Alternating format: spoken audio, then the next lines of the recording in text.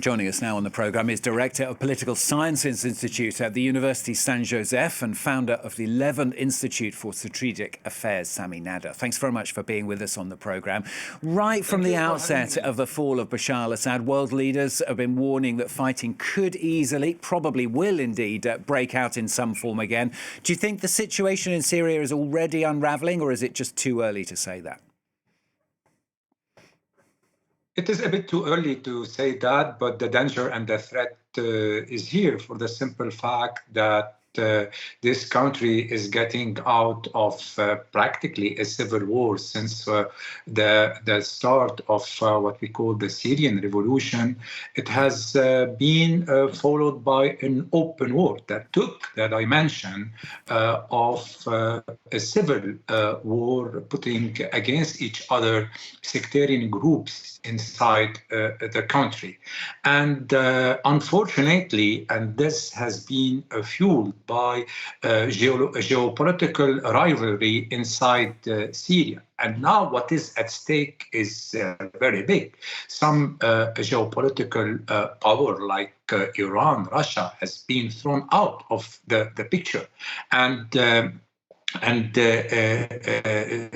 reasons for their potential comeback through protecting the minorities inside Syria is something real.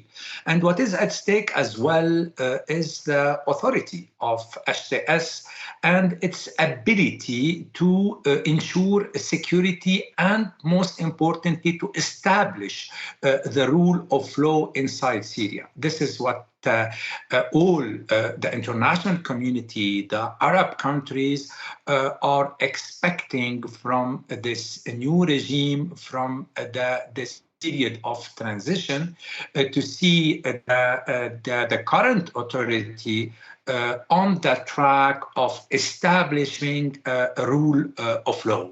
At this stage, sorry to interrupt you, at this stage it's Alawites, isn't it, who are demonstrating. What does the new regime says it plans for them? I mean, why are the Alawites upset at this stage?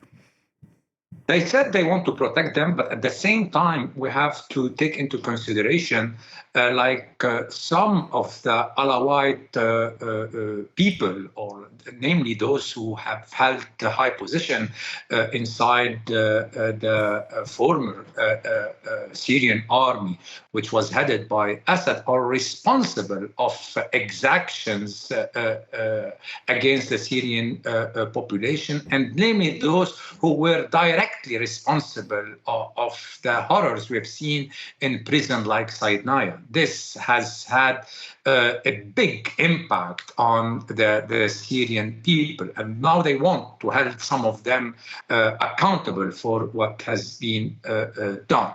Secondly, one has to keep in mind as well what one of Iran's security leaders said yesterday, that in less than a year they will come back to Syria. So how they will come back?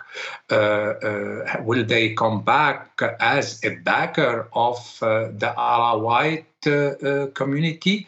Because they have always presented themselves as a major backer of this sectarian group, which is part of the Shia community, or is a spring off of the Shia community. So, and what is at stake as well is what will happen, what the day after will look in Syria. Are we heading toward Syria as a central state, as a unified state, or a partition of Syria?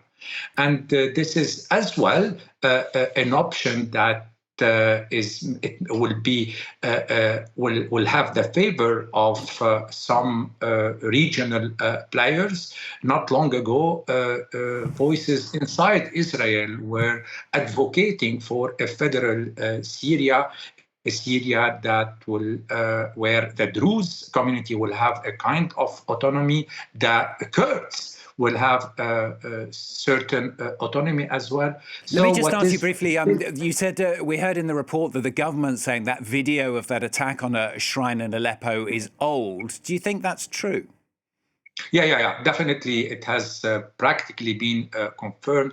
This is a note, but however, the tensions are still there, and maybe this tension have increased lately because some people have seen what happened with the departure of Assad as a defeat. But once more, I mean, the big challenge facing the HTS today is to establish themselves as a ruler that respect the rule of law, that respect the rights of the different sectarian groups, to show inclusivity in their way of handling public affairs. Good to have you with us on the programme. Thank you very much, Sami Nader, there, Director of Political Sciences Institute at the Université Saint-Joseph, founder of the Levant Institute for Strategic Affairs. Thank you.